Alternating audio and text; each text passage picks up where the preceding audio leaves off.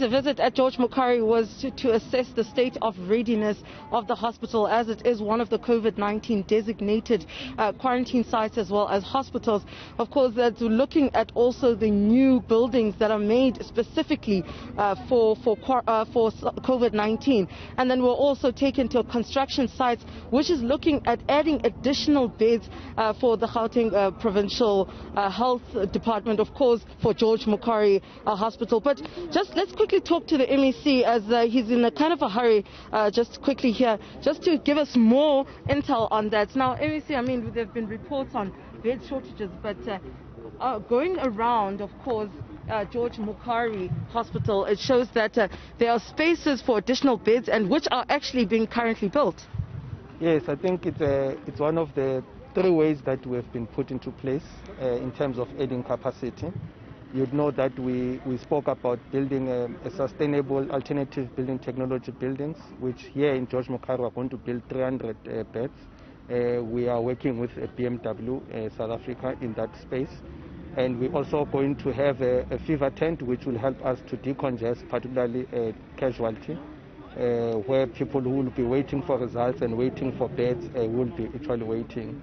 And we're also having a field hospital at Swane Expo, which will be up and running by end of July, which will also help in a great way in stepping down patients that are stable who just require continuation of treatment. So the issue of beds is not really an issue that it's of concern at the moment, but we are just saying that we need to manage it quite correctly and accurately, and be able to triage patients throughout the whole actual system from different hospital to another. All right, thank you so much, MEC. That's Dr. Bandile Masuku, Gauteng Health MEC. Now also tell me, another part that they touched on, of course, was the concern of there seem to be overcrowding in hospitals, where patients claim that actually they've been turned back from hospitals. Now, the MEC as well as the Minister addressed this question that I had, saying that no, in fact, it isn't about whether it's only critical patients who are actually at it. And I'm not just talking about COVID-19 patients here, Tammy.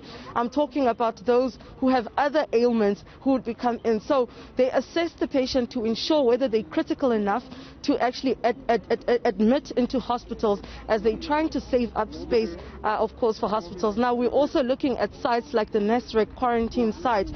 Many would have said that, of course, there should be beds there because of Newzroom quarantine site. But actually, Tammy, the Newzroom site right now is actually made up of confirmed cases of those who cannot self-isolate or self-quarantine at home because of living in houses that don't allow that, where they have a lot of family members as well. And those who live in places of high density, like your informal settlements as well, those are people that are taken in, whether their conditions are severe or mild. And then also, of course, they touched on the issue that occurred here, the alleged rape of the 2-year-old, where the CEO of the hospital explained that the matter is under investigation, of course, and with the police, as there needs to be an investigation, because the CEO claims that the 2-year-old was taken home. She was given a bath before she was taken home, and from here she came back with her parents, her father rather, a couple of days later. So they still need to investigate whether the incident did occur